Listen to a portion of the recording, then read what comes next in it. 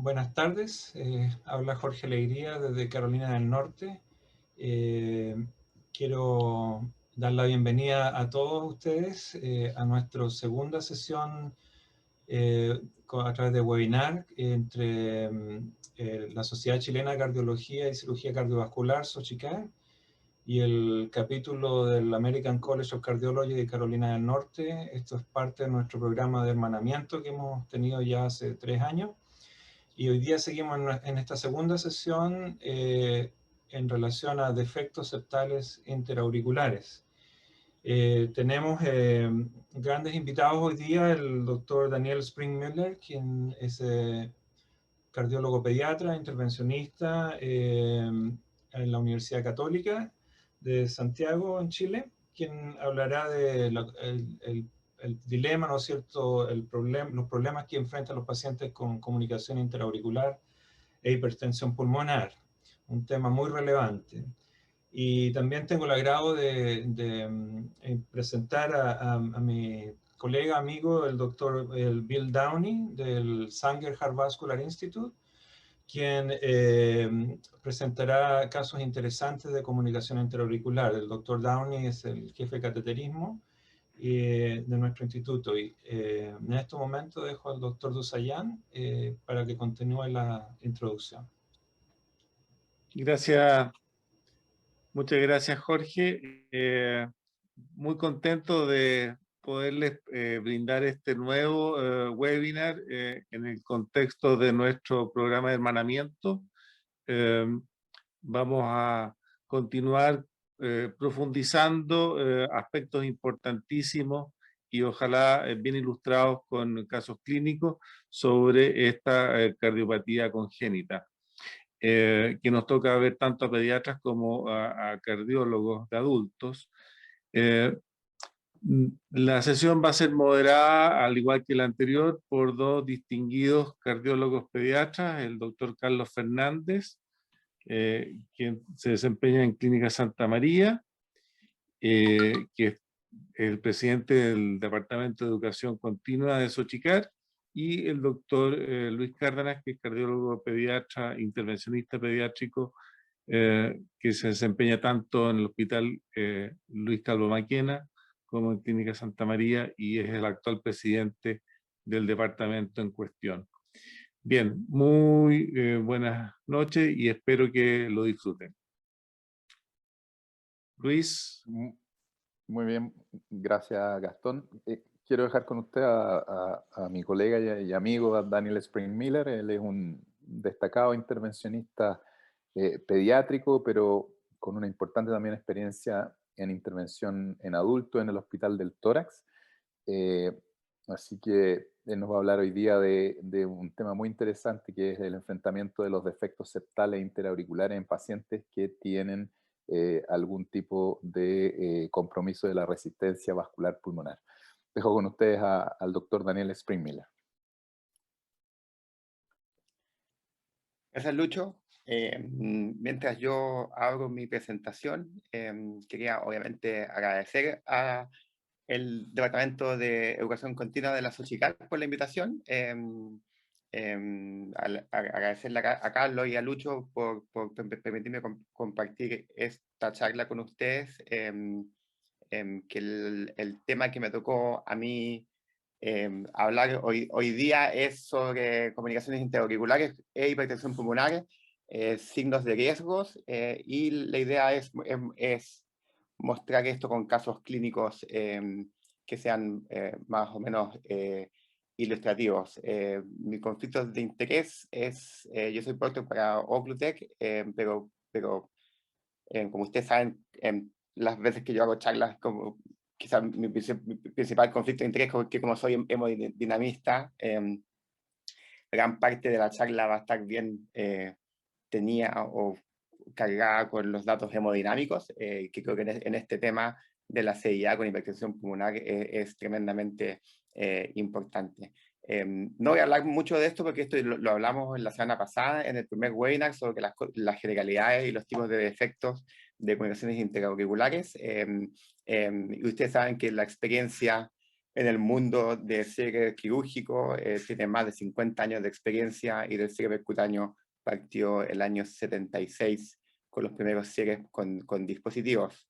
Esta es un trabajo de la provincia de Quebec en Canadá, que un poco refleja lo que quizás ha pasado en gran parte del mundo, en que ustedes pueden ver en el gráfico de la izquierda, como en las columnas de color rojo, está el número de cierres percutáneos por vía quirúrgica a lo largo de los años, y en azul el cierre percutáneo de las comunicaciones interauriculares. Y ustedes pueden ver que, de fondo, dos cosas. Uno, que claramente el número de cierres de CIAs ha ido aumentando con los años, y que inicialmente eran predominantemente cierres quirúrgicos, y ya desde los años 90 en adelante son predominantemente cerradas por vía percutánea, ¿ya? Aparentemente en este trabajo también habría un poquito mejor sobrevida en los pacientes tratados por vía percutánea versus los pacientes tratados quirúrgicamente. Así que está bien demostrado que el cierre percutáneo de la CIA es un procedimiento seguro con operaciones habitualmente cortas, y esto es más o menos el 80% de las comunicaciones interauriculares tipo ostium secundum se pueden cerrar por vía percutánea, ¿ya? ¿Qué pasa con ese 20%?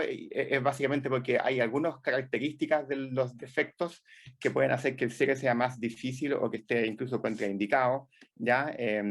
Hay ciertas características anatómicas que yo no voy a hablar y que el doctor Downey después va a hablar un poco sobre ausencia de bordes para hacer del defecto, y ciertas características hemodinámicas, dentro de los cuales está mi tema, que es sobre las comunicaciones interauriculares asociadas con hipertensión pulmonar severa.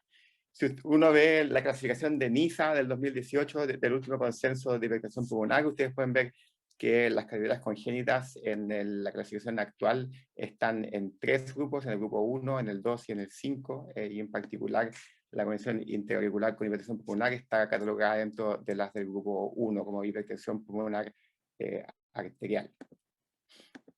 ¿Qué pasa entonces con los defectos interauriculares?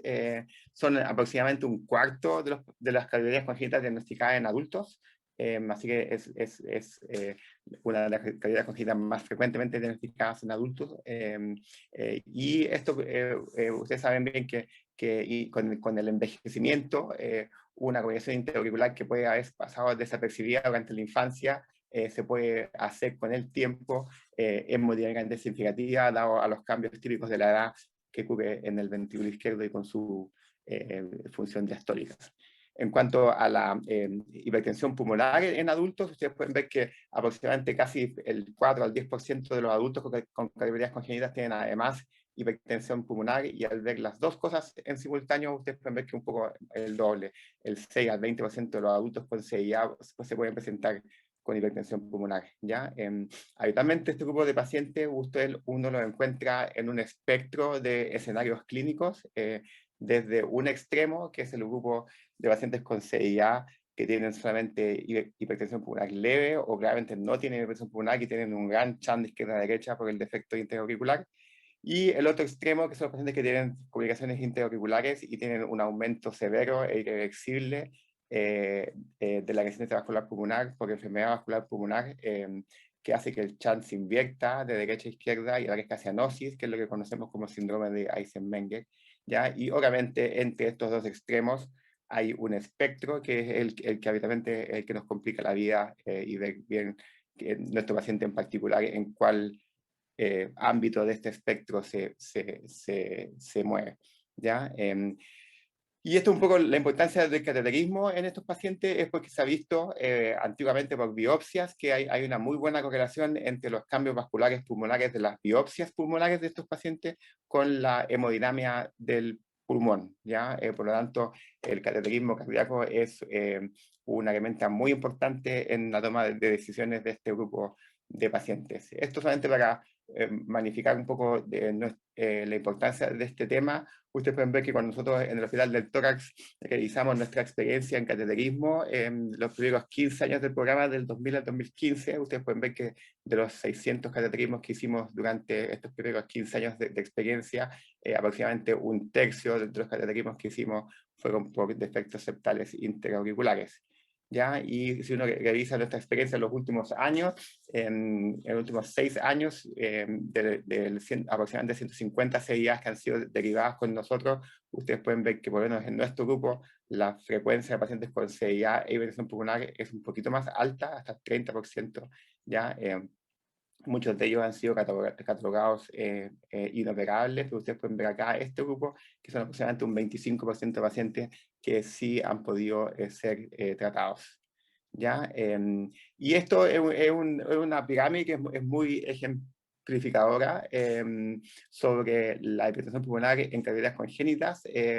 Ustedes pueden ver que la probabilidad de que un paciente con una categoría congénita desarrolle hipertensión pulmonar depende básicamente de dos factores más importantes, que son el tipo de categoría congénita. Ustedes ven que el tronco arterioso, ustedes saben muy bien que el canal AB y la transposición de las grandes arterias tienen mayor riesgo de desarrollar hipertensión pulmonar y habitualmente en edades más precoces, la CID habitualmente más tardío, y como les comentaba yo, los defectos septales interauriculares, como hasta un 20% de ellos entre los 30 y los 40 años puede desarrollar hipertensión pulmonar arterial. ¿Cuáles serían los factores de riesgo para esto? Habitualmente son en mayor edad, las mujeres, y cuando los defectos son grandes, en este trabajo definido como más de 10 milímetros. ¿Ya? ¿Cómo se presentan clínicamente los pacientes con hipertensión pulmonar y categorías congénitas? Habitualmente son en estos 4 grupos. El grupo 1, que son los que yo les comentaba cuando la enfermedad vascular pulmonar es avanzada, con un aumento importante y severo de la resistencia vascular pulmonar, y que hay inversión del shunt a nivel interauricular y aparece cianosis, que es lo que se conoce como síndrome de Eisenmenger.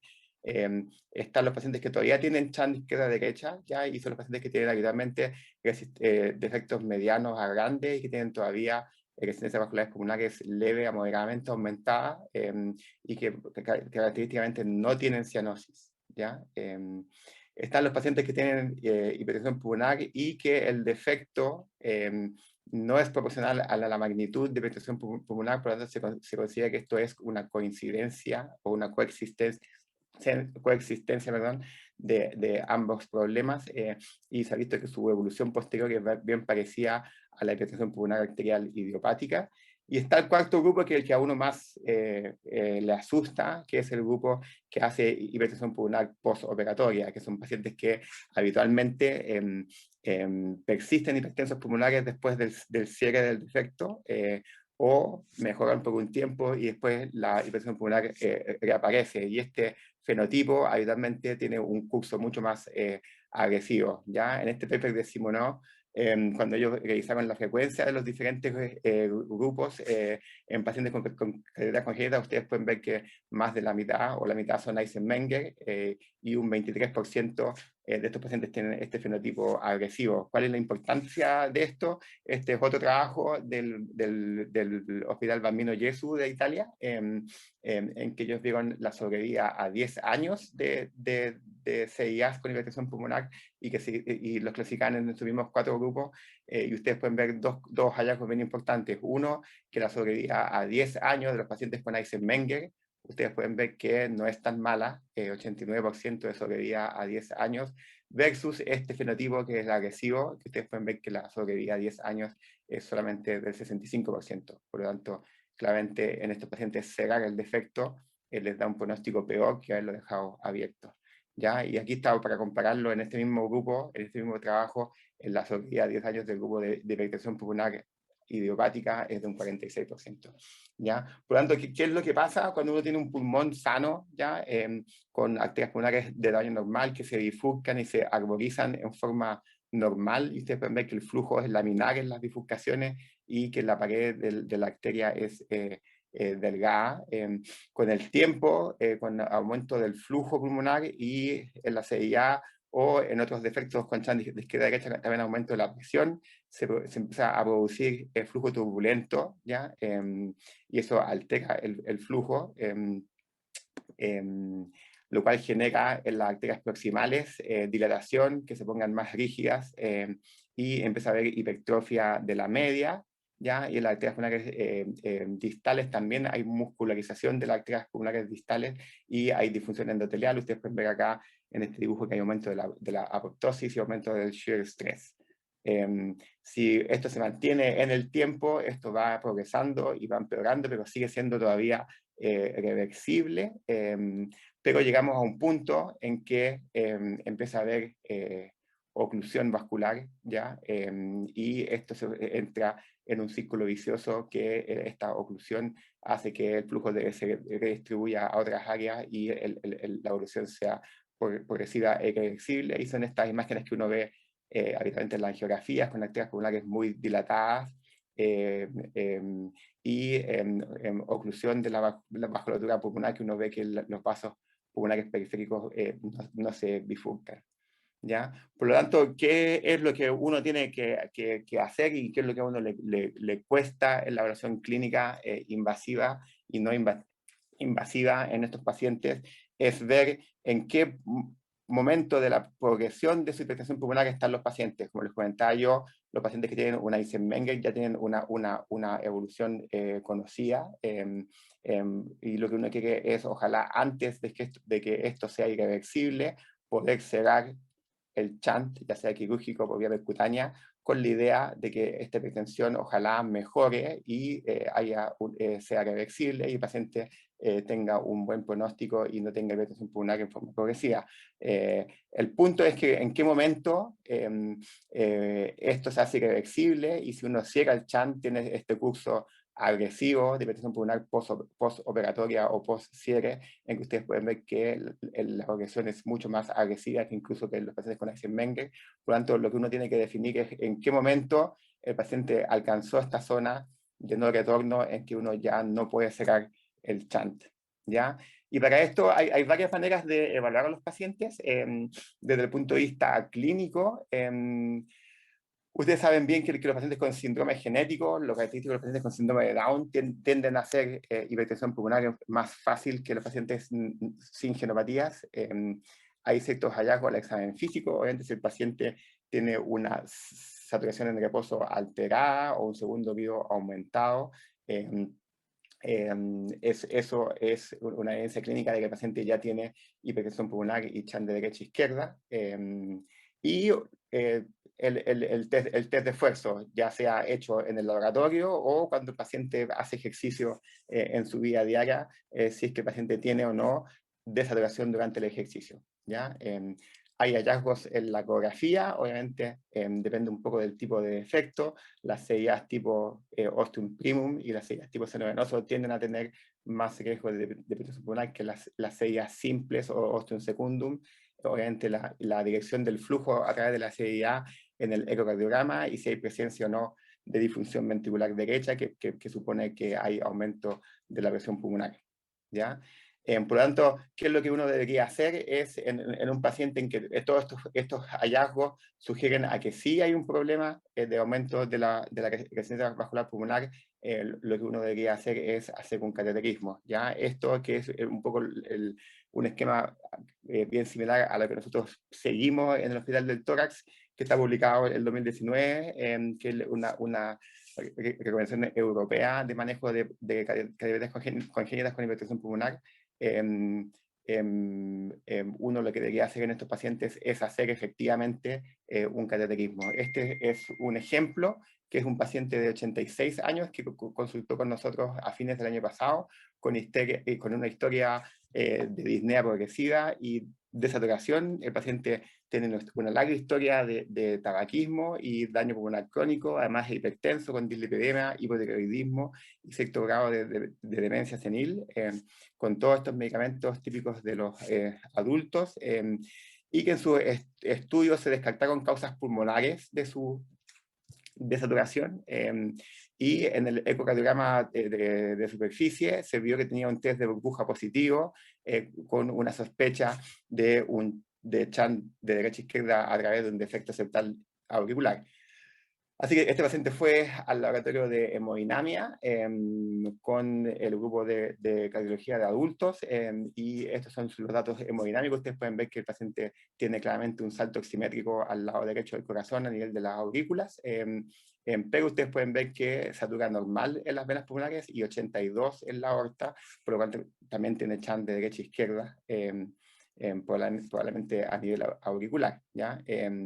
Y lo que les llamó la atención a los médicos de adultos es que cuando intentaban subir con el catéter a la cava superior, ¿ya? El catéter se iba por una vena pulmonar derecha, ¿ya? Y ustedes pueden ver aquí la angiografía manual por el multipropósito en que se ve la vena pulmonar del lóbulo superior derecho llegando a la cava superior, ¿ya? Y cuando ellos pasaron por lo que finalmente era un foramen oval y es una angiografía con un píctel en la aurícula izquierda, ustedes pueden ver acá las venas pulmonares izquierdas, llegando normalmente a la aurícula izquierda, y aquí en la parte alta del septum interauricular, ustedes pueden ver que hay un defecto interauricular tipo seno venoso vena cava superior.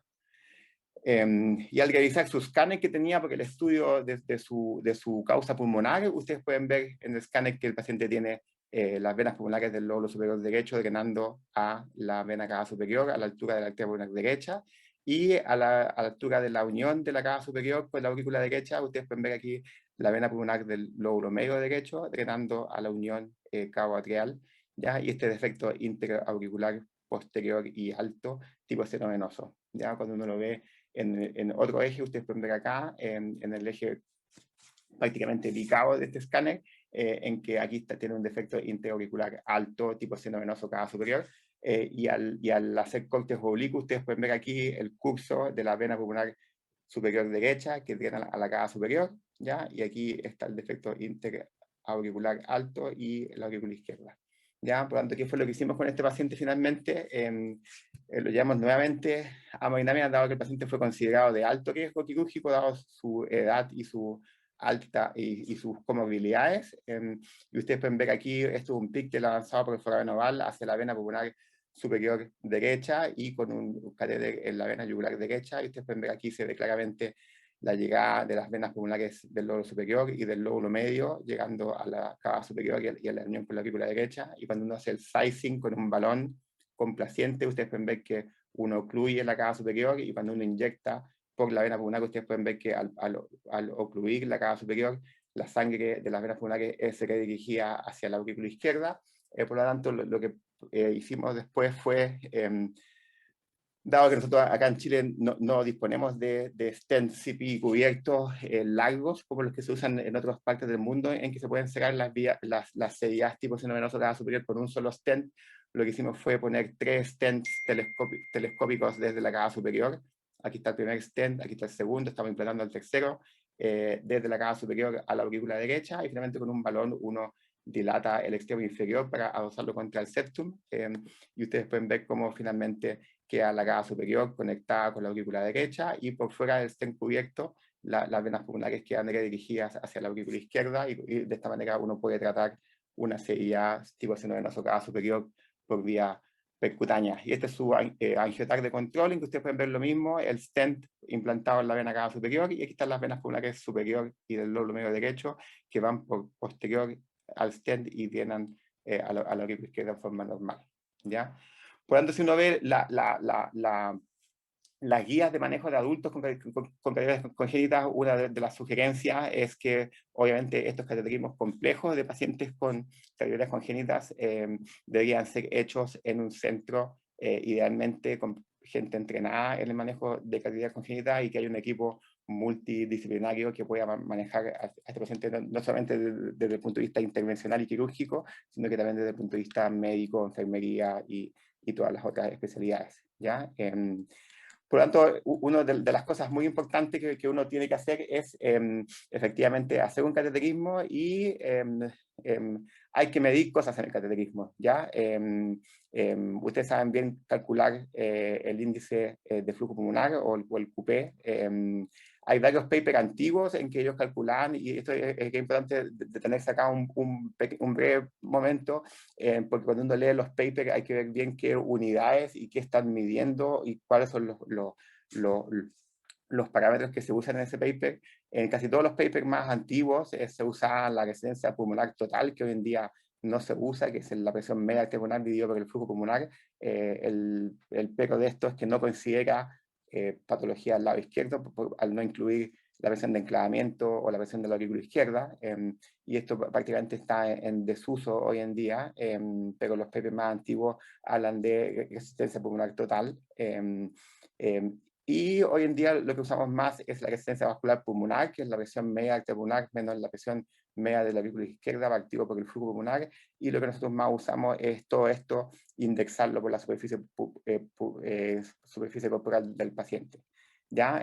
Aquí tenemos un segundo ejemplo, que es una mujer de 50 años que también consultó por deterioro de su capacidad funcional y disnea de esfuerzos, con historia de obesidad, hipotiroidismo, hipertensión, asma y resistencia a insulina, que fue visto en un hospital de Chile, y se hizo un eco y se encontró que tenía una CA tipo ostium secundum, una presión sistólica de ventrículo derecho estimada por jet de insuficiencia tricuspida de 57 y dilatación severa del ventrículo derecho. Se le hizo un cateterismo para descartar cardiopatía coronaria, no se midieron presión al lado derecho y se procedió a cegar la CIA con un dispositivo Amplatzer de 26 milímetros, ¿ya? Y la paciente lo que describía era que claramente desde el día número 1 post cierre de CIA, sus síntomas empeoraron, estando en capacidad funcional 3, con mareo y con dolor torácico, así que se había no dado importancia suficiente a esta presión de ventrículo derecho aumentada. Consultó con nosotros 5 meses después, y ustedes pueden ver que no tenía chance residual por el dispositivo y tenía hipertrofia y lesión severa de la aurícula derecha, del ventrículo derecho y de las arterias pulmonares, con un test de caminata severamente disminuido, y cuando le hicimos un cateterismo, ustedes pueden ver que la paciente no tiene chance residual, así que su QPQS es 1, pero tiene un índice cardíaco severamente disminuido y ustedes pueden ver que tiene una presión de ventrículo derecho suprasistémica, ¿ya? Con una resistencia vascular pulmonar indexada en ese momento de casi 45 unidades Buch por metro cuadrado, ¿ya? Así que esta paciente está severamente enferma al cegarle su defecto interauricular, ¿ya? Por lo tanto, si uno vuelve a las guías europeas, esto es muy importante y con una evidencia clase 1, en que pacientes que tienen cualquier evidencia no invasiva de aumento de la presión arterial pulmonar, hay que hacer una medición invasiva de la presión pulmonar y de la resistencia vascular pulmonar, ¿ya? Así que esto es el segundo concepto que yo les quería, entregar, es que todos estos pacientes en que ya sea por ecografía o por historia o examen físico, como les comenté yo, tienen evidencias de aumento de la presión pulmonar, estos tienen que hacerse un cateterismo y medir presiones. ¿Qué fue lo que hicimos con esta paciente? La verdad es que dado que la paciente estaba tan sintomática y tan grave, es que lo que hicimos con una aguja de punción transeptal es perforar el dispositivo y atravesarlo con la aguja, y después dilatarlo con un balón y finalmente poner un stent para mantener una pequeña CIA de descarga, dado que la paciente está con el ventrículo derecho suprasistémico y muy sintomática. Ya aquí están, ustedes ven aquí la columna izquierda, sus cines basales con el dispositivo, y al lateral cuando uno inyecta, ustedes pueden ver el dispositivo acá en el septum, la cava superior, la aurícula derecha y la cava inferior, y aquí está con el stent puesto a través del dispositivo, y ustedes pueden ver cómo hay acá, ahí está el stent, como hay paso de contraste de derecha a izquierda a través del stent. El índice cardíaco le mejoró, obviamente no mucho, su presión de ventrículo derecho bajó de ser suprasistémico a 3/4 sistémico, y la paciente se sintió mejor, y su oxigenación obviamente bajó por el chan de derecha a izquierda y se mantuvo entre 89 y 90. ¿Ya? Por lo tanto, una de las cosas que uno debería agregar a esta tabla que les mostré anteriormente son los datos del cateterismo, ¿ya? Y aquí es muy importante medir la resistencia vascular pulmonar o el índice de resistencia vascular pulmonar, el QPQS, y la relación que hay entre la resistencia vascular pulmonar y la sistémica, ¿ya? Y estos son más o menos los puntos de corte que habitualmente se usan en casi todos los trabajos y normas, ¿ya? O consensos. ¿Ya? Por lo tanto, cuando uno hace el cateterismo y hace todas estas mediciones, uno debería catalogar a los pacientes en estos tres grupos, si tienen resistencia vascular pulmonar bajo 6, o la relación entre la resistencia vascular pulmonar y sistémica es menor a 0,3, o los que no tienen esto. ¿Ya? Obviamente, si el paciente tiene resistencia vascular pulmonares bajas, uno puede cegar el defecto sin ningún problema. Esto es un poco la recomendación de la Academia Americana de Cardiología, que ustedes pueden ver que también piden una evaluación hemodinámica. Aquí los puntos de corte son un poquito más liberales, en que ponen solamente un tercio sistémico para la resistencia vascular pulmonar y una presión sistólica de actividad pulmonar menor del 50%. Esta es la recomendación europea, en que ustedes pueden ver que el punto de corte, estos en unidades Woods no indexadas, por lo tanto el más 3 equivale a 5 unidades Woods, y este de acá abajo, que es el más 5, equivale a más de 8 unidades Woods indexadas, ¿ya? Así que si ustedes ven las normas, tanto la europea como la americana, son bien parecidas en cuanto a sus sugerencias, ¿ya? Por lo tanto, ¿qué hace uno en este grupo de pacientes que tienen resistencias vasculares pulmonares aumentadas? Uno debería hacerle un test de vasodilatadores pulmonares agudos y ver si el paciente responde o no responde, ¿ya? Y la diferencia de esto, a diferencia de los criterios de Sidborn para la hipertensión pulmonar arterial primaria, uno lo que usa acá son los criterios de la Robin Bars, es que la resistencia vascular pulmonar caiga más de un 20%, y que la resistencia vascular pulmonar final sea bajo 6 unidades Woods, y que la relación entre la resistencia vascular pulmonar y sistémica sea menos de un tercio. ¿Ya? Si el paciente tiene una respuesta positiva, el paciente puede secarse, y aquí se puede considerar secarlo por vía quirúrgica con un parche fenestrado, o eventualmente poner algún dispositivo no fenestrado. Si el paciente no responde a vasodilatadores pulmonares, lo que uno puede hacer es dejar terapia de hipertensión pulmonar y repetir el cateterismo, y ver si el paciente después de un tiempo de terapia responde o no responde. Obviamente, si responde, es considerado un paciente de alto riesgo, y si no responde, pese a la terapia médica, es un paciente que probablemente sea inoperable, ¿ya? Este último caso que les voy a mostrar es de una mujer de 21 años, sin historia previa, que llevaba una historia de 3 o 4 años también de disminución de la capacidad de ejercicio y cianosis al ejercicio, ¿ya? Tenía un ecocardiograma transtorácico con una CIA tipo 1 segundo de 25/20, y evidencia, ustedes pueden ver también, como el ejemplo anterior, de presiones sistólicas del ventrículo derecho aumentadas y un ProNP también levemente aumentado. ¿Ya?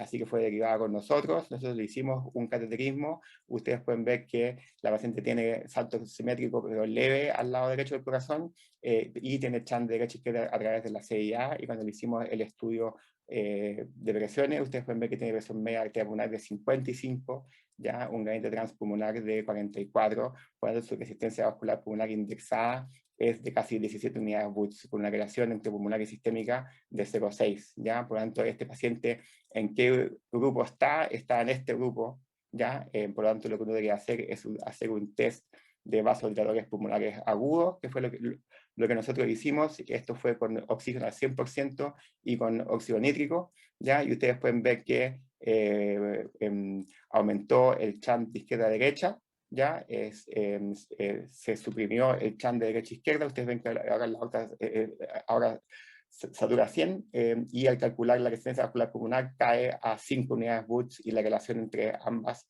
resistencia, cae a un tercio, ¿ya? Así que esta paciente, finalmente, lo que hicimos fue, está en este grupo de acá, fue cerrarle la CIA con el dispositivo fenestrado. Ustedes saben que existen dispositivos fenestrados que se han hecho en forma, por decirlo, artesanal, con dispositivos de Amplatzer, en que uno le puede perforar el dispositivo con una vaina de 12 o 14 French y hacerle orificios, o está disponible el dispositivo de Occlutech, que es un dispositivo que se hace a medida para el paciente, y viene con una fenestración hecha en el nitinol, y que está aprobado para ser usado en Europa para pacientes con CIA, hipertensión pulmonar, y CIA con disfunción del ventrículo izquierdo, que es un tema diferente que no vamos a tocar hoy día. Nosotros acá en Chile hemos puesto 9 dispositivos de estos, 3 para hipertensión pulmonar, 6 para hipertensión pulmonar y 3 para disfunción del ventrículo izquierdo, y esto fue lo que hicimos con nuestra paciente. Ustedes pueden ver que el despliegue del dispositivo es bien habitual como cualquier dispositivo de CIA. Y esta es la dirección del dispositivo. Ustedes pueden ver que el dispositivo de Occlutech tiene este biótomo conectado, y ustedes pueden ver que cuando uno suelta el dispositivo prácticamente no se mueve. Y esta es la angiografía final, en que ustedes ven cómo pasa por la fenestración, pasa sangre hacia la aurícula izquierda. ¿Ya? Estas son sus ecografías intracardíacas. Antes de cerrar la CIA, aquí está el flujo de la cava superior y el flujo bidireccional por la CIA. ¿Ya? Y esta es la CIA cerrada ya con el dispositivo, con el flujo bidireccional por la fenestración del dispositivo. ¿Ya? Por lo tanto, es muy importante en pacientes con adultos con cavidades congénitas no preparadas y con infección pulmonar hacer una evaluación completa tanto de la historia clínica como de los estudios no invasivos y del cateterismo, para ver en cuál de estos 4 grupos de infección pulmonar está nuestro paciente y ver si es que es posible todavía cerrar la CIA, ya sea o por vía quirúrgica o por vía percutánea. ¿Ya? Así que, a modo de conclusiones, y aquí termino, la detección precoz de estos pacientes que tienen comunicaciones intraauriculares e hipertensión pulmonar es fundamental para poder todavía tener a los pacientes en esta ventana crítica de reversibilidad y que puedan ser finalmente corregidos, ya sea por vía quirúrgica o por vía percutánea. Y lo que yo les comentaba y les ejemplificaba con los casos clínicos, todo paciente adulto que tenga una comunicación intraauricular y evidencias no invasivas de hipertensión pulmonar debería hacerse un cateterismo cardíaco previo al cierre percutáneo o cierre quirúrgico, y que ojalá esto sea hecho en un centro con experiencia en cardiologías congénitas del adulto. ¿Ya? ¿Cuál es el objetivo de toda esta evaluación completa? Es determinar cuál es la clasificación clínica de este paciente y definir la factibilidad de corrección de su defecto septal. ¿Ya? Y todos estos pacientes idealmente deberían ser manejados por un equipo multidisciplinario que tenga experiencia en cardiologías congénitas del adulto e hipertensión pulmonar. ¿Ya? Yo siempre pongo esta foto que hicimos el año pasado en plena pandemia para nuestros pacientes del Instituto Nacional del Tórax, y básicamente me gusta porque está todo el equipo, y creo que todo lo que nosotros hacemos en el laboratorio de cateterismo es solamente una piedra más de este trabajo multidisciplinario en que están cardiólogos clínicos, enfermeras, cirujanos y hemodinamistas y ecografistas. Así que esto es parte de un equipo que tiene que ser sí o sí multidisciplinario y trabajar en equipo. ¿Ya? Eso. Muchas gracias por su atención. No sé si vamos a dejar las preguntas ahora o si dejamos al final para una sesión final de preguntas. Muchas gracias, Daniel. Yo creo que dejamos las preguntas para el final, Luis, ¿te parece? Al final, sí, yo creo. Perfecto. Para la mesa redonda. Ya, pues. Bueno, ahora, muchas gracias, Daniel, por la presentación muy interesante, los casos también bastante complejos y muy, muy ilustrativos. Ahora tengo el agrado de presentar a mi colega, el doctor Bill Downey. El doctor Downey es cardiólogo intervencional aquí en Charlotte, en Carolina del Norte.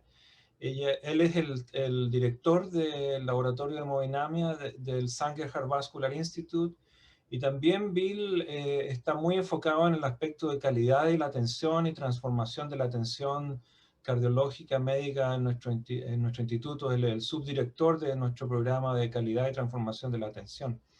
Así que Bill presentará ahora casos interesantes en pacientes con comunicaciones intraauriculares. Bill, welcome. Thank you very much. That is a very hard act to follow. Those were great. Muchísimo. Qué difícil seguir después de una presentación increíble, una charla magnífica con grandes ejemplos complejos. Quisiera compartir mi pantalla y asegurarme que esto esté funcionando bien.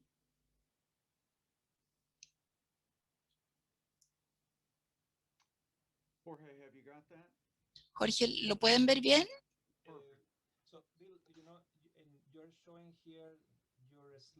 Está mostrando aquí la diapositiva más la diapositiva siguiente. Bueno, eso no ayuda mucho, ¿no? Tal vez debería ser la otra pantalla. No se preocupe.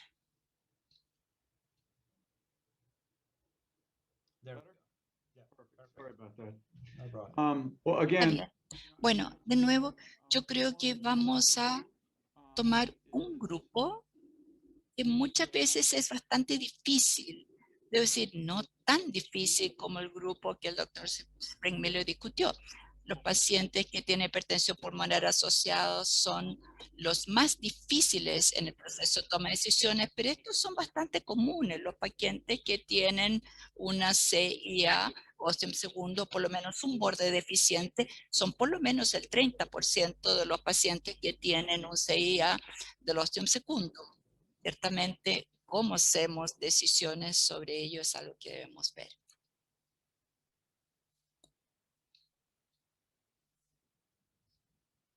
No tengo conflictos de interés alguno.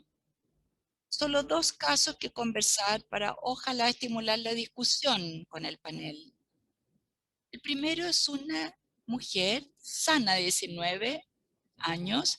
Su médico primario sintió un soplo. La paciente dijo que no tenía ningún síntoma, pero ella no hacía ejercicio regularmente, estudiaba en un college, no tenía historia familiar previa, ni historia, nada, se consideraba muy sana. Pero debido al soplo, el médico primario pidió una ecocardiografía que vemos aquí. Yo creo que podemos adivinar de que ella no hacía mucho ejercicio porque ella tiene un ventrículo derecho bastante dilatado con una regurgitación tricuspidial leve a moderada en un tamaño del ventrículo izquierdo y función sistólica normal.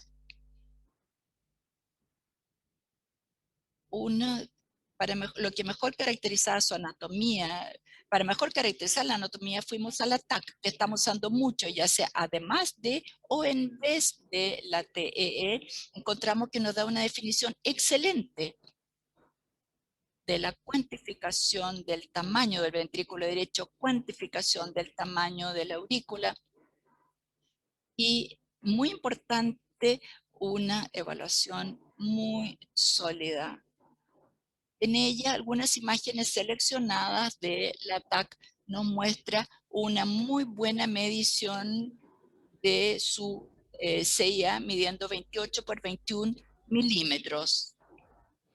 Y también en estas proyecciones seleccionadas acá, por ejemplo, esto corresponde a la línea verde en esta proyección donde estamos cortando a través desde abajo de la parte aórtica hasta la parte posterior de la CIA y tenemos un reborde medial y posterior. Bueno, pero si pasamos a través de acá donde está la línea roja, vemos que tenemos un reborde robusto para la cava inferior, pero un reborde aórtico que está inexistente, y esto es un escenario bastante común.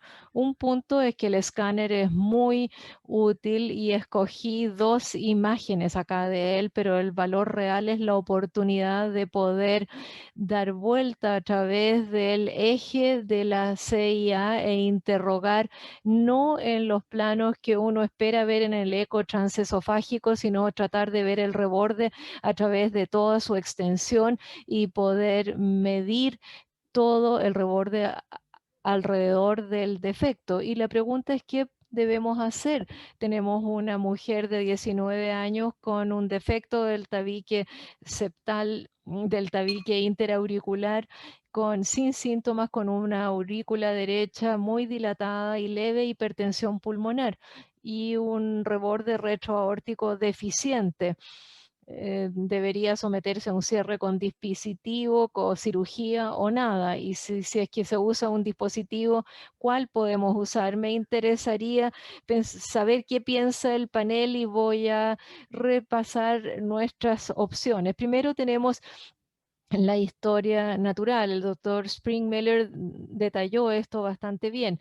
En breve, no es buena. El cierre a una edad inferior a 25 años lleva a una sobrevida semejante a controles pareados por la edad. Es como si nunca hubieran tenido el problema. Si esperamos más y los cerramos cuando tienen más de 40 años, tienen una menor sobrevida que los controles pareados por edad. Y podemos extrapolar esto, que la gente que nunca se somete a un cierre van a tener peores resultados. y yendo más allá de la mortalidad, como el doctor Springmiller mostró con sus pacientes, hay un desarrollo progresivo de síntomas, particularmente disnea y disfunción del ventrículo derecho, y tienen falla del ventrículo derecho, arritmias auriculares, accidentes vasculares, disnea, etc.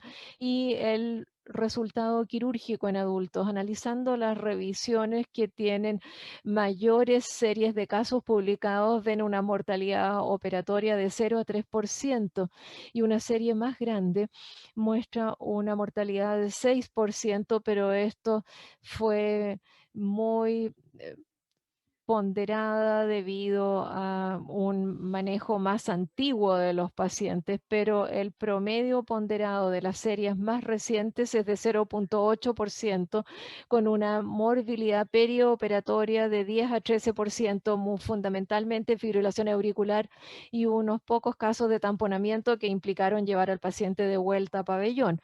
El resultado quirúrgico podemos resumirlo en un 1% de 0,5 a un 1% de mortalidad operatoria. Después analizamos el riesgo de erosión en una paciente que tiene un reborde aórtico deficiente, focalizándonos en los dispositivos de Amplatzer. Probablemente con los datos de Acutec, ahí no tenemos tantos datos nosotros de Acutec, pero el riesgo de erosión para todos los cierres de CIA con todo tipo de rebordes, incluyendo a todos, es alrededor de 1 a 1000. Sabemos que cualquier deficiencia del reborde aumenta el riesgo de erosión de 2 a 4 veces, y que aproximadamente 1 de cada 10 erosiones son fatales. Y los demás pueden ser tratados con cirugía. Y si juntamos todo esto para los pacientes con un reborde deficiente, las mejores estimaciones nos hablarían de una tasa de erosión de 1 en 250 a 500.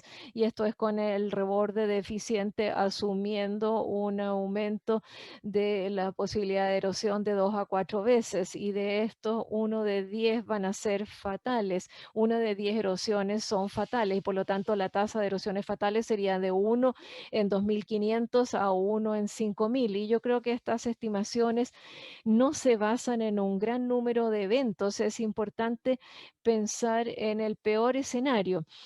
Y por lo tanto, si estimamos conservadoramente que el riesgo de erosión no es 1 en 1000, sino que es de 1 en 250 para los cierres de CIA, y si las deficiencias del reborde aumentan en 4 veces este riesgo, y que 1 de cada 5 erosiones son fatales, de alguna manera duplican o cuadruplican cada uno de estos riesgos, terminamos con una tasa de erosiones en un rango de 1 en 60 y una tasa de erosiones fatales de 1 en 300.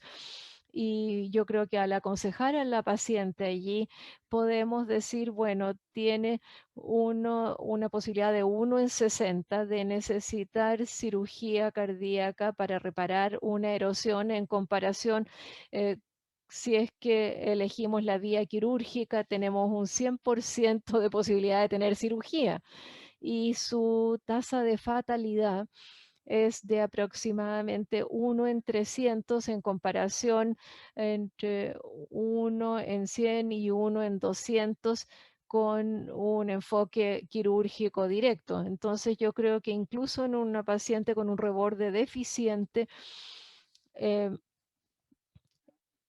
el tratamiento menos invasivo por catéter es el procedimiento que tiene una recuperación más rápida, más económico para la paciente, y además con un resultado mejor, superior. Y resumiendo esto, la siguiente pregunta es: ¿qué dispositivo debemos utilizar? Yo creo que en Estados Unidos tenemos los dispositivos Gore y Amplatzer. En Gore tenemos menos tiempo de uso y por lo tanto hay series más pequeñas, pero siguen siendo robustos los datos. No ha habido erosiones reportadas con los dispositivos Helix y Cardioform, pero tenemos un 30% de tasas de fractura y estas fracturas han sido reportadas como llevando a tamponamiento y perforación de la válvula mitral. Y las cifras que dimos para el Amplatzer con una tasa de erosión de 1 en 300 a 1 en 2500. Y en base a este análisis decidimos ir al laboratorio, al laboratorio de hemodinamia para cerrar el dispositivo, cerrar con este dispositivo porque esto era factible de hacerse. Y medimos con balón y llegamos a 26 milímetros, incluyendo el dispositivo Gore. Y en colaboración con el doctor Polillo, múltiples intentos no nos llevaron a ver el asentamiento adecuado en la parte inferior del defecto. Hay un lugar del defecto donde había un reborde adecuado, pero con todas las maniobras que hicimos, nunca pudimos llegar a que el dispositivo se evitara deslizarse un poco en múltiples intentos de entrega. Aquí intentamos utilizar un dispositivo de Amplatzer de 26 milímetros y este entró bastante bien con un sello bastante bueno y con excelentes resultados en la eco transtorácica al día siguiente. Y en breve ella tuvo un cierre exitoso, se fue a la casa el primer día de las post-quirúrgico sin complicaciones, está bien al año de seguimiento y la seguimos virtualmente porque ella no está interesada en venir a hacerse un eco de seguimiento porque no quiere exponerse al COVID. Y con las tasas de COVID, cuando vayan mitigando y ella ya vacunada, podremos hacerle un eco al año, pero en breve ha estado bien. Otro caso es una mujer de 47 años, tuvo una CIA de tipo ostium secundum que fue identificada cuando tenía 20 y tantos años en Pakistán y y no se acuerda ella de los detalles, pero algo no funcionó bien después del parto, pero al final ella y su niño quedaron bien, pero se le hizo una ecografía y se le aconsejó no someterse al cierre y posteriormente ya se vino a Estados Unidos y tenía mucha fatiga, pensó que estaba solamente cansada, fatiga por muchos años y tenía una historia de hipotiroidismo y sus parientes notaban que ella caminaba mucho más lento que ellos, ella caminaba muy lento y ella tenía una pequeña tienda y no fumaba y su historia familiar nos dice que su madre tuvo un bypass coronario a la edad de 69 años. Este es su electrocardiograma mostrando un bloqueo incompleto de rama derecha y un desplazamiento del eje a la derecha. Volveremos a esto, pero no es atípico para alguien con esta patología. Tuvo hipertensión pulmonar bastante grave, severa, y voy a seguir avanzando para abreviar esto y avanzaremos a las imágenes del eco transesofágico, donde no se corrige las imágenes transtorácicas, donde tiene un ventrículo derecho grande, hipertensión pulmonar moderada, regurgitación tricuspidia moderada y se ve bien aquí la CIA. Las otras imágenes del eco transesofágico demuestran el defecto como midiendo 28 milímetros de diámetro de acuerdo a las mediciones que se hacen con el eco transesofágico. como el doctor Springmüller nos recuerda que es crítico llevarla al laboratorio de hemodinamia y hacerle un estudio, y también debido a su edad y la presencia de disnea e historia familiar de aterosclerosis, le hicimos una angiografía coronaria y lo que encontramos fue que ella tenía presiones de llena levemente elevadas en el lado izquierdo, lo que es consistente con su obesidad y la edad, y tenía una leve hipertensión pulmonar. Sin embargo, el gradiente transpulmonar fue de solo 12 milímetros de mercurio con una resistencia vascular pulmonar de 1.6 unidades de Wood. Yo creo, no tengo el índice, pero sería alrededor de 1. Las saturaciones están acá con un QPQS de 3.2 a 1 y muestra un ventrículo izquierdo relativamente rígido, lo que lleva a un shunt a través de un defecto bastante grande. Y acá, con la eco intracardíaca, tenemos el dispositivo para medir que nos da 30 milímetros, pero al evaluar con balón tenemos un defecto bastante grande de 36 milímetros que lo medimos a través de la fluoroscopía en esta ecocardiografía intracardíaca. Pudimos tener un buen cierre utilizando un dispositivo de 38 milímetros de Amplatzer, y tenemos estoy traccionando acá para permitir la captura del tabique. Después de múltiples intentos pudimos obtener un muy buen cierre y estamos aquí planificando alrededor de la raíz aórtica abajo y a la derecha con buena captura del reborde en todos los lados, incluyendo el reborde aórtico que estaba más deficiente. Yo creo que es bueno mirar su electrocardiograma después de 2 años. Es distinta resolución, pero ven que la desviación del eje a derecha, sí, y la leve prolongación del QRS que tenía antes se resolvieron completamente, y también se resolvió la dilatación del ventrículo derecho a la ecocardiografía. Y con esto voy a devolverle el micrófono para entrar al panel de discusión, y estaré muy interesado en escuchar esta discusión.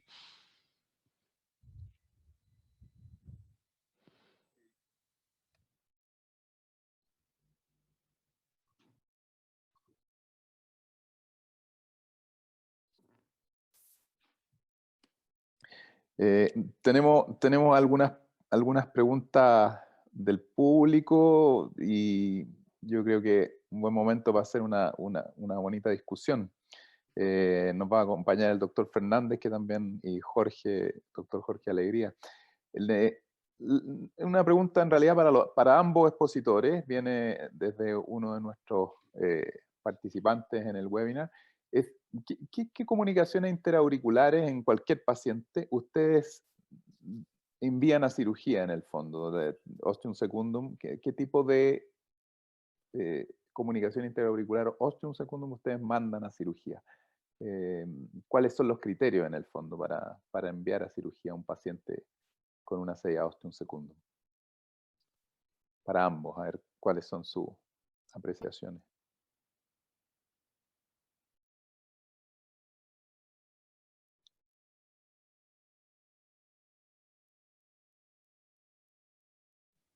Yo podría partir. Yo creo que las que son de particular preocupación son cuando tiene un borde posterior deficiente. Esos son distintos que los otros bordes por razones técnicas. Cuando hay un borde posterior deficiente, me parece que es sumamente difícil con confianza por posicionar bien, con seguridad, un dispositivo. En cambio, cuando hay un borde retroaórtico deficiente, que es más común, uno tiene la aorta donde descansar, con un riesgo de erosión elevado, pero ciertamente creo yo que es bastante aceptable la preocupación en comparación con las alternativas de tratamiento. Además, si acaso el defecto del segundo es en una forma relativamente inusual, de manera que pudiese llevar a un potencial afectación de la pulmonar superior derecha o del seno coronario, esos ciertamente serían de preocupación. Es ahí en que el modelamiento 3D y la TAC puede ser de excepcional ayuda porque se obtienen mediciones muy detalladas. Esas son infrecuentes, pero sí pasan. Dr. Springmiller.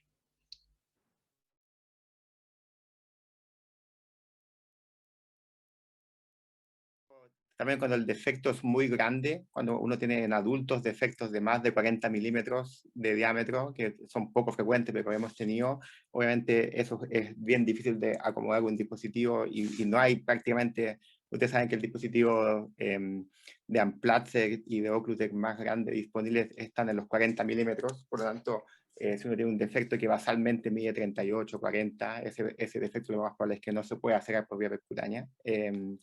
Y nuestros cirujanos hemos preferido enviar los pacientes con él cuando tienen, además de la comunicación interauricular, otro defecto asociado. Lo más frecuente que nosotros hemos visto es cuando tienen comunicaciones interauriculares asociados a insuficiencia tricuspidia severa, ¿ya? Excepto que al eliminar el shunt de izquierda a derecha y el ventrículo derecho, al disminuir en tamaño, la insuficiencia tricuspidia tiende a mejorar.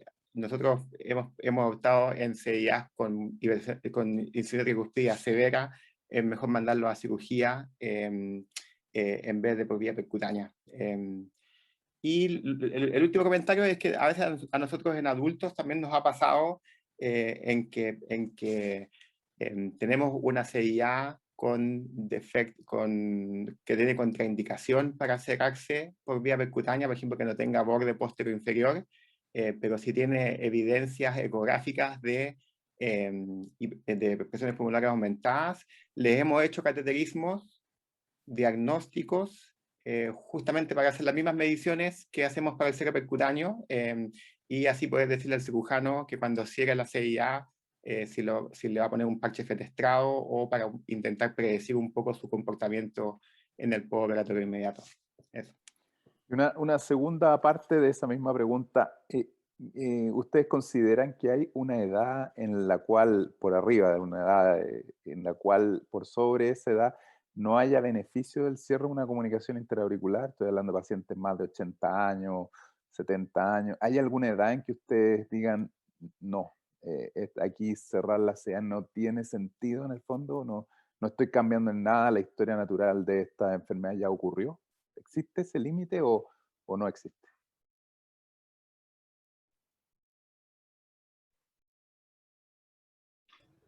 I guess I'm the adult cardiologist here, so I may be a Yo little creo more. que yo soy el cardiólogo de adulto, así que lo más probable que me toque a mí esa situación inusual. Pienso que la respuesta es que no realmente, pero hay que ser práctico.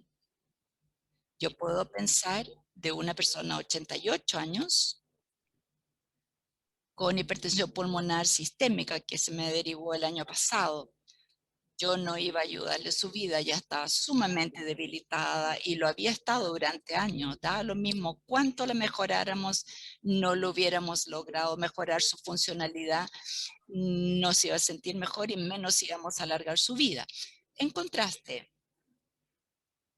una persona de 76 años que había desarrollado disnea al ejercicio en los últimos 10 años aproximadamente, y había sido bastante funcional hasta ese momento, tenía hipertensión pulmonar moderada, pero igual tenía un shunt completo izquierdo-derecho, pero tenía mucha disnea. Yo le dije a ella, tal vez el defecto era de 18 milímetros, no era gigante. Le dije que no tenía idea si yo iba a extender su vida, su fibrilación auricular no iba a desaparecer, ya que existía durante muchos años, pero al deshacerse del shunt podríamos muy bien hacerla sentirse muchísimo mejor. Pero eso era difícil de prometer. Finalmente ella optó por el cierre y estaba fascinada. Un mes después, solo al deshacerse del shunt, con su eco viéndose aparentemente sin cambio en cuanto a la función del ventrículo derecho, se sintió notablemente mejor en términos de función. Y no es infrecuente.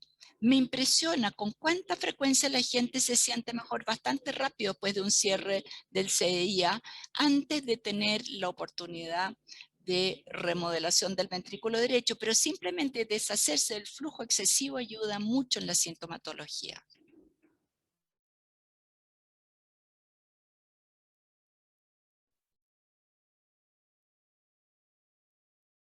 Como dijo Bill, aquí yo creo que lo fundamental es el primero, ¿no es cierto? Un paciente de 80 años, 85 años puede que esté en un excelente estado físico, pero si tiene síntomas y no hay contraindicación, yo creo que hay que ofrecerle cierre percutáneo. De hecho, hay algunos datos, ¿no es cierto?, del grupo de Canadá ya hace algunos años.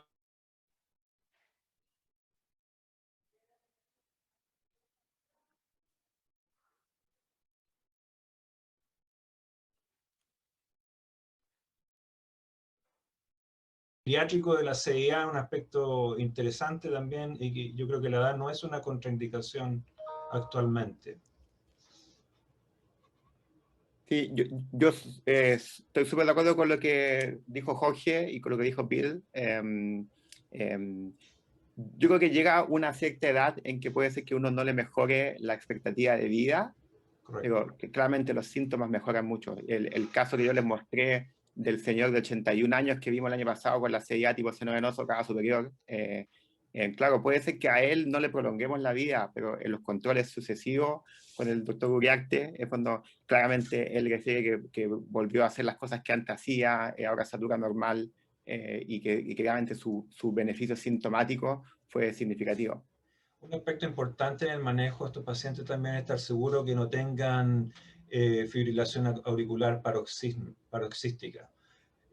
Porque uno quiere, obviamente, antes de cerrar la CIA, tiene que hacer una obligación o al menos tiene que tener la conversación del manejo en ese paciente sobre la fibrilación auricular. Muy bien. Perfecto. Sí, bueno, primero que nada quiero felicitar a los dos expositores, una excelente charla y el público ha tenido varias preguntas en estos solo ratitos. Carlos, no te escucho. ¿No se escucha? No te escuchamos. ¿Ahí sí? No. No.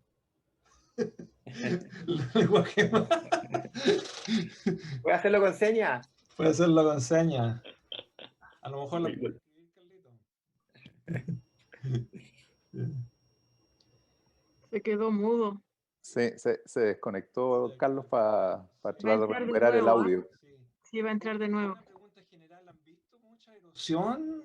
Aquí nosotros tuvimos, obviamente, la FDA pide que todos los pacientes tengan seguimiento, etcétera, pero en la práctica, ¿han visto erosión tardía ya? Nosotros personalmente en los dos centros que trabajo yo, que es la Universidad Católica y el Hospital del Tórax, si uno suma la experiencia de los dos centros, llegaremos, yo creo que más de 400 CIAs cerradas. No hemos tenido ningún caso de erosión. Creo que tuvimos un paciente que tuvo un poco de derrame pericárdico al día siguiente del procedimiento, pero erosiones complejas que hayan requerido reintervenciones o muertes no hemos tenido. Nosotros igual trabajamos en dos centros, uno pediátrico y uno mixto, y con un número muy importante de CIAs tampoco hemos tenido experiencia de erosiones, ¿no? Y usamos básicamente dispositivos Amplatzer y Occlutech. Nosotros no tenemos el de Gore. Así que todos nuestros casos con déficit del borde aórtico los hemos cerrado con dispositivos, la mayoría Amplatzer y últimamente con Occlutech. Hasta aquí no tenemos casos de erosiones. Sí, además que han habido también hartos cambios en las políticas y cambio también del proveedor. Ustedes saben muy bien que antiguamente hacíamos un sizing, digamos, mucho más agresivo en dilatar, para hacer el sizing de la CIA, y después sobre esa CIA sobre distendida además uno se subía 2 milímetros más para poner el dispositivo, eso claramente hacía de que uno elija dispositivos bien sobredimensionados. Después de esta revisión de la FDA y que se cambió la técnica del sizing al stop flow y que uno elige dispositivos un poco más chicos, la verdad es que no hemos tenido problemas de erosión. Carlos, te escuchamos. Oh, lo perdimos de nuevo. Nos preguntan del público también, vamos, antes, mientras se conecta Carlos, ¿qué hacen ustedes con un paciente con una comunicación interauricular que está ya en el laboratorio de hemodinamia y que su QPQS está por debajo del umbral de 1.5? ¿Lo cierran igual? ¿No lo cierran? ¿Se basan en el eco, en los hallazgos de la eco pre-estudio? Es una pregunta del público. ¿Bill? Sí. ¿O Daniel? Sí, yo pienso que habitualmente depende un poco del centro en que esté uno. Nosotros, por ejemplo, en la Universidad Católica tenemos los gases en forma inmediata. En el Hospital del Tórax tenemos que mandarlos al laboratorio. Por lo tanto, muchas veces los gases llegan después que hemos terminado el caso. Pero creo que quizás el concepto más importante es, antes de llevarlo al laboratorio de hemodinamia, es ver, porque tener una CIA no es sinónimo de tener que cerrarla. Para la indicación de cerrarla es que cuando hay sobrecarga de volumen del ventrículo derecho. Por lo tanto, esa decisión debería estar tomada desde antes de entrar al laboratorio de hemodinamia, por la clínica, por el electrocardiograma con bloqueo incompleto, completo cama derecha, por el ecocardiograma que tenga dilatación del ventrículo derecho. Yo creo que si el paciente tiene un electro prácticamente normal y tiene un ecocardio con una comunicación interauricular tipo ostium secundum y un ventrículo derecho de tamaño normal, ese paciente y un paciente asintomático, ese paciente no tiene indicación de cerrarse su CIA, por lo tanto no debería ir a hemodinamia a tomar la decisión según el QPQS si es que tiene que ser cerrado o no tiene que ser cerrado.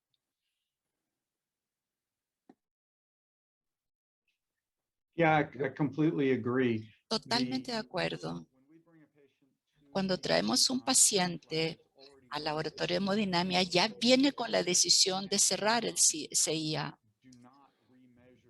Y no volvemos a medir el QPQS. Ahora me doy cuenta que yo violé mi propia regla en uno de los casos, pero eso se debió a que ella tenía hipertensión pulmonar y estábamos preocupadísimos sobre esa hipertensión pulmonar.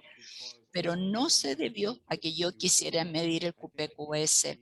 Pienso que si el ventrículo derecho está dilatado y no hay otra razón para ello, y el CIA es de un tamaño que sea una causa razonable, nada que yo encuentre con un paciente sedado en que el QPQS pueda caer debido a la sedación, nada que yo encuentre va a cambiar mi opinión y decir, mire, no lo cerré porque no es su problema. Nosotros ya sabíamos que sí era su problema. Creo que la excepción a eso sería un paciente con disnea, con un defecto relativamente pequeño y un corazón derecho normal en la ecocardio o la TAC, en que no está tan claro que la disnea esté realmente relacionada al CIA. Ahí podría ser una cosa que ayudaría a definir, pero ese es un caso muy inusual.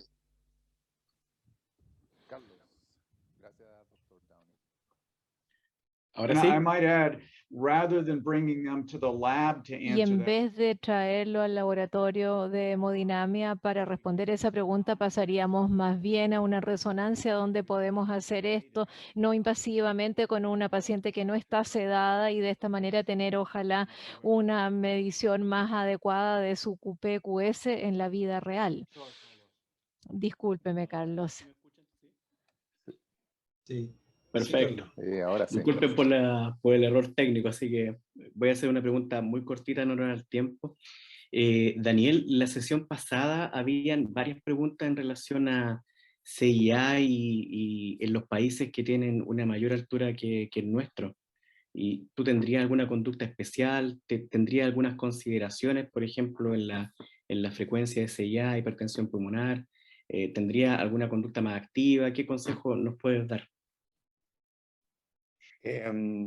Sí, nosotros acá en Chile no tenemos muchas ciudades a alturas muy altas, así que mi experiencia en altura no es mucha, pero creo yo que el concepto fisiopatológico es un poco el mismo. Los pacientes en altura tienen mayor riesgo de desarrollar hipertensión pulmonar.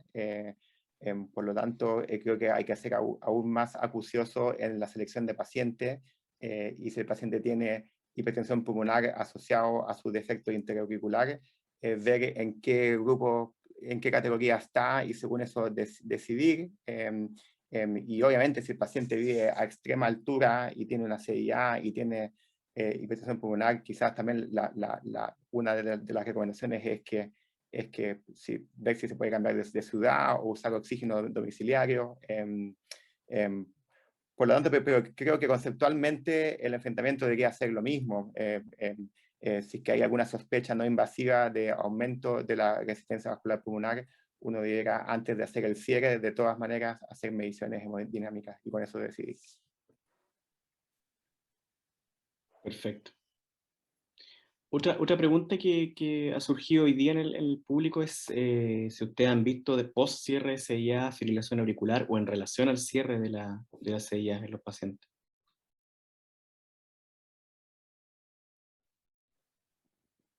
Sí, es algo que está reportado, que cuando uno ve los metaanálisis de cierre percutáneo, los pacientes que han tenido cierre percutáneo tienen una incidencia un poquito más alta de fibrilación auricular.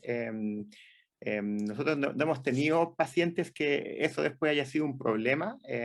Nos ha pasado en varios adultos que mientras uno está poniendo el dispositivo, dado toda la manipulación con las guías, con el catete, con el mismo dispositivo, cuando uno lo despliega en la aurícula izquierda y se vuelve hacia el septum, es que no es inevitable que los pacientes hagan fibrilación auricular o hagan flutter durante el implante, pero la gran mayoría de ellos después, una vez que uno termine el dispositivo que ha puesto, vuelven al ritmo sinusal, si es que han estado en ritmo sinusal antes del procedimiento. Doctor Downey, ¿alguna experiencia en el desarrollo de fibrilación auricular después? I completely agree. It's not uncommon Estoy during completamente de acuerdo. No es poco frecuente durante el procedimiento ver fibrilación auricular y la literatura nos dice que 10% de los pacientes van a desarrollar fibrilación auricular post-cierre, por lo menos en los primeros 30 días después del cierre. Y esto es además otra cosa que les digo a los pacientes es que pueden no haber tenido fibrilación auricular relacionada al dispositivo. Mientras mayores son cuando los cerramos, más probabilidad tienen de desarrollar fibrilación auricular más adelante en la vida. Y francamente, la fibrilación auricular es tan común que no queremos que tengan la mala concepción de que al cerrarles el defecto los hacemos inmunes a desarrollar fibrilación auricular en las décadas posteriores. Otra pregunta que ha surgido es el tema de los costos. ¿Cuál es el costo promedio de estos dispositivos y cuál es el costo promedio de una cirugía que evolucione satisfactoriamente? Que eso es un argumento que en forma ocasional, cada vez más ocasional, vemos cuando entramos a la decisión de si cerrar por vía percutánea o por vía quirúrgica. ¿Qué nos podrían decir al respecto? ¿Cómo ha ido la evolución, sobre todo de los costos de los dispositivos en el tiempo?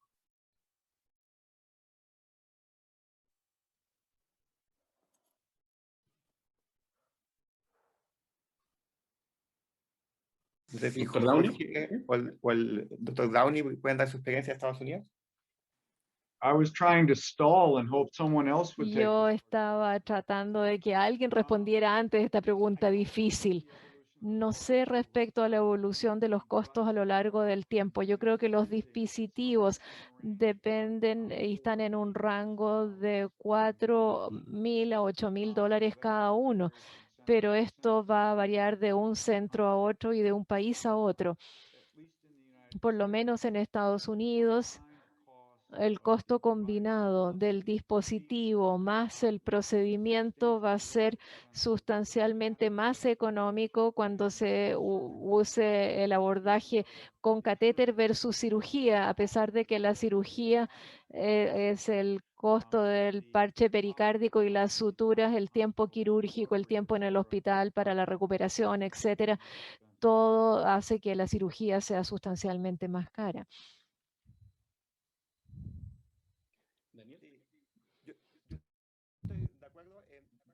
Yo creo que siempre cuando hay una intervención quirúrgica y la contraparte percutánea, siempre sale este tema en la discusión, pasan las CIA, pasan los ductus, pasa actualmente con las válvulas pulmonares percutáneas.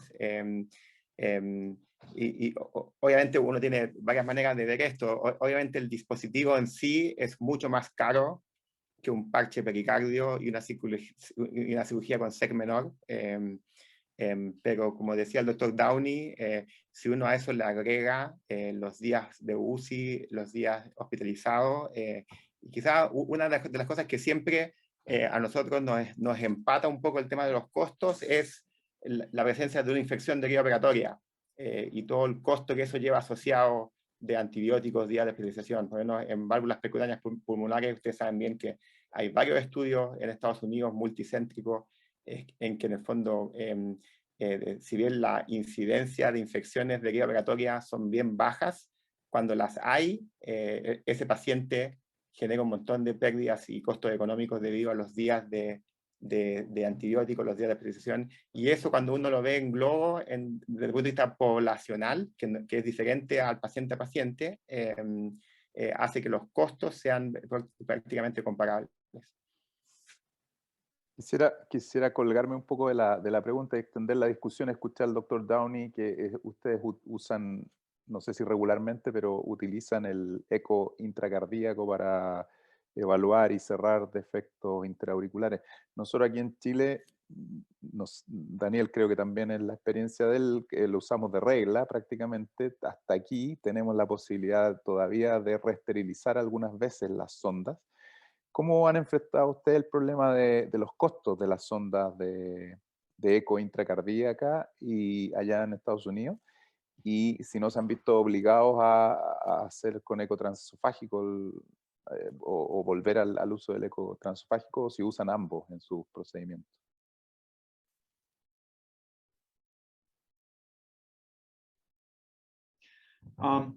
In my institution, it's En mi institución es diferente.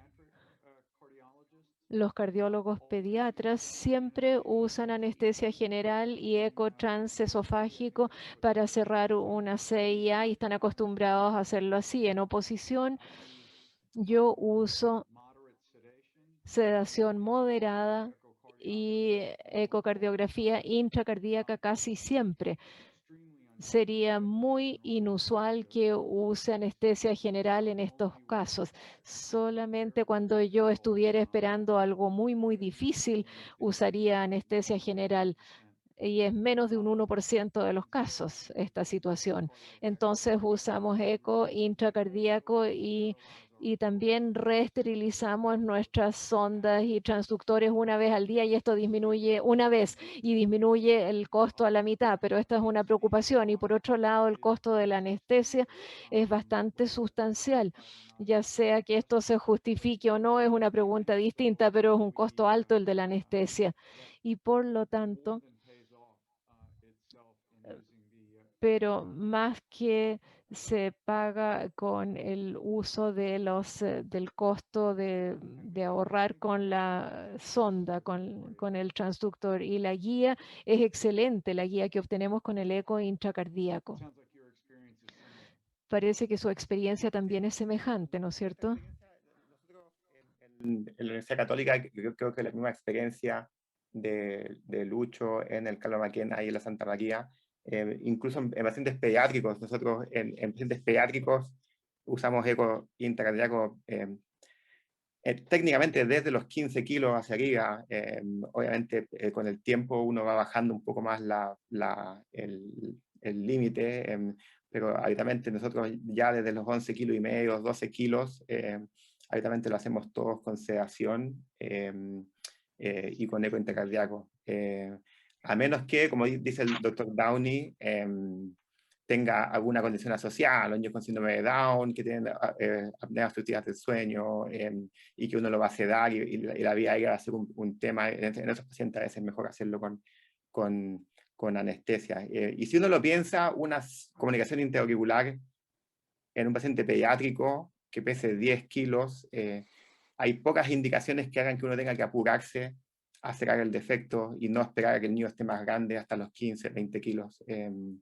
Quizás nuestro típico paciente que nos hace adelantar un poco la indicación de cierre son los pacientes que tienen algún antecedente de daño pulmonar crónico, los pacientes que han sido prematuros, que tienen displasia broncopulmonar, que da la impresión de que el QPQ es aumentado en el contexto de su enfermedad pulmonar, los puede estar echando a perder. En esos pacientes uno habitualmente no hemos apurado y hemos cerrado CIA en niños de 6, 8 kilos. Y en esos casos, obviamente, lo hacemos con anestesia general y con ecotransesofágico. Hay otra pregunta que tiene que ver con la evaluación ecocardiográfica intraprocedimiento. Desde el público nos preguntan cómo evalúan el seno transverso, sobre todo en esos pacientes que mostraron casos con dispositivos grandes y el tenting de la pared libre y por el riesgo de erosión. Y si de existir tenting, abortan el procedimiento y mandan al paciente a cirugía.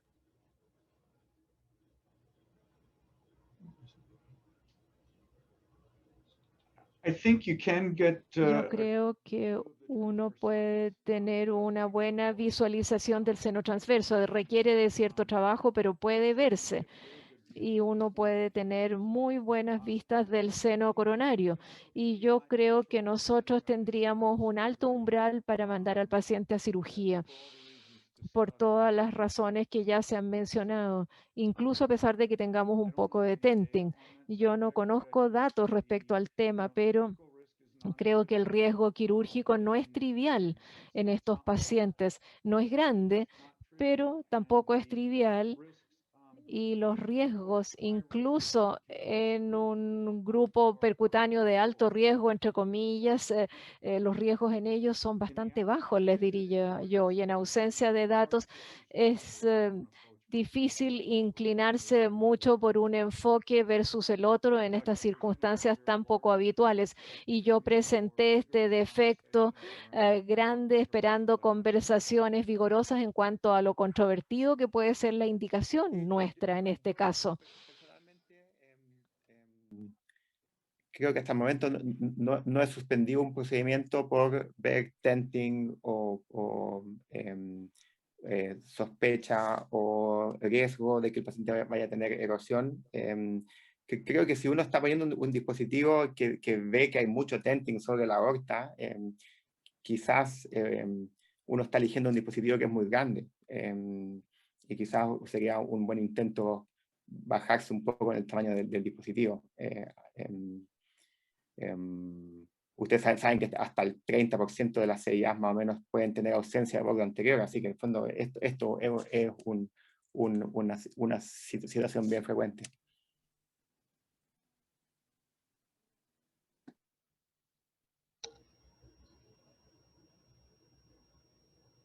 Ya, muy bien. Carlos, ¿nos queda alguna pregunta No. en el tintero? ¿Alguna? Estamos ya con todas las preguntas. Bueno, agradecer a todos la participación. Gracias al doctor Bill Downey por su excelente presentación y por la colaboración y por esta experiencia de interactuar a la distancia. La pandemia nos ha traído muchas cosas malas, pero la verdad, la interacción que estamos teniendo entre países es impagable y estar todos juntos discutiendo y con casi 200 participantes en el webinar y con preguntas y con gente activa, es una satisfacción muy grande. Gracias a Daniel también por todo su trabajo, a él lo tenemos todos los días aquí cerca y compartimos, conversamos y todo, pero igual tenerlo presentando es un agrado. Y gracias a Jorge y a Gastón Ducellán, a Carlos por colaborarnos, por siempre organizar, así que muchas gracias a todos. Gracias. Gracias. Gracias. Luego. Que tengan una buena noche.